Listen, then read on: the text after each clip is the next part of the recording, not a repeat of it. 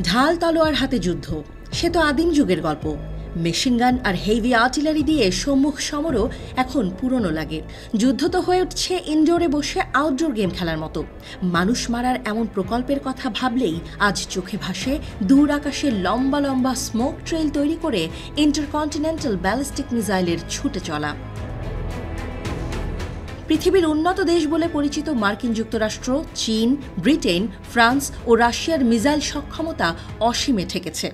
এসব দেশ এখন পৃথিবীর যে কোনো দেশে যে কোনো লক্ষ্যবস্তুতে আঘাত করার ক্ষমতা রাখে। তবে বিপদ আর অতি ধনী দেশগুলোর অস্ত্রাগারেই আটকে নেই।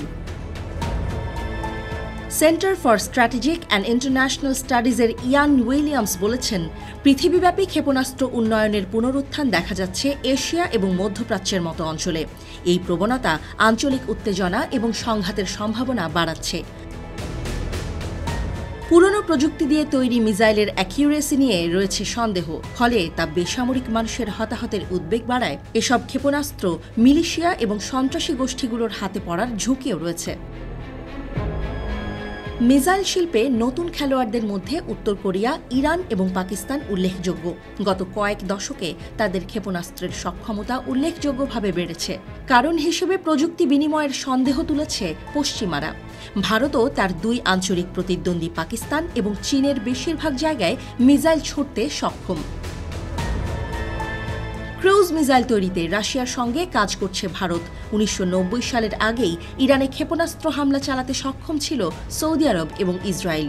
কিন্তু এখন ইরানও যে কোনো দেশে একই রকম পাল্টা আঘাত হানতে পারে। উত্তর কোরিয়ার ক্ষেপণাস্ত্রের রেঞ্জ বেড়েছে নাটকীয়ভাবে। একে ভৌগোলিক নিরাপত্তার জন্য হুমকি মনে করে যুক্তরাষ্ট্র আর ইউরোপ ও তাদের মিত্ররা। পাকিস্তান এবং চীনের মতো দেশের সঙ্গে সহযোগিতার ফলেই উত্তর কোরিয়ার মিসাইল সক্ষমতা বৃদ্ধি পেয়েছে বলে দাবি পশ্চিমাদের। ফলে দেশটির পশ্চিমা মিত্রদের সাথে আঞ্চলিক উত্তেজনাও বেড়েছে। 1990 সালে উত্তর কোরিয়ার একটি মিসাইল 745 মাইল দূরে আঘাত করতে পারত। বর্তমানে 8000 মাইল পথ পাড়ি দিতে পারে উত্তর কোরিয়ান মিসাইল। ফলে সেগুলো পৃথিবীর অনেক দেশেই আঘাত হানতে সক্ষম।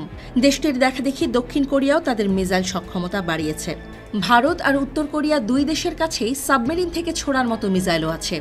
ফলে কারো বিরুদ্ধে প্রতিশোধমূলক হামলা চালাতে চাইলে মহাসাগরে অজ্ঞাত স্থানে তারা তাদের মিসাইল লুকিয়ে রাখতে পারবে।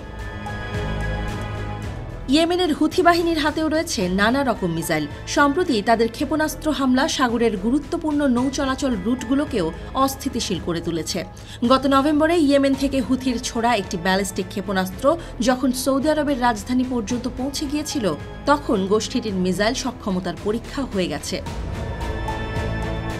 মিসাইল শিল্পের বড় ভাইদের সর্বশেষ খবরও জেনে নেই। ফেডারেশন অফ আমেরিকান সায়েন্টিস্ট মনে করে যে রাশিয়ার কাছে মার্কিন যুক্তরাষ্ট্রের চেয়ে বেশি নিউক্লিয়ার ওয়ারহেড আছে, পরিমাণটি 5977, আর মার্কিন যুক্তরাষ্ট্রের হাতে 5428টি ওয়ারহেড থাকলেও মোতায়েন করা অস্ত্রের পরিমাণ রাশিয়ার চেয়ে বেশি। এই অবস্থায় অস্ত্র বিস্তার ঠেকানোর চেষ্টা যে আসলে ফাঁকা বলি তা স্পষ্ট বোঝা যায়।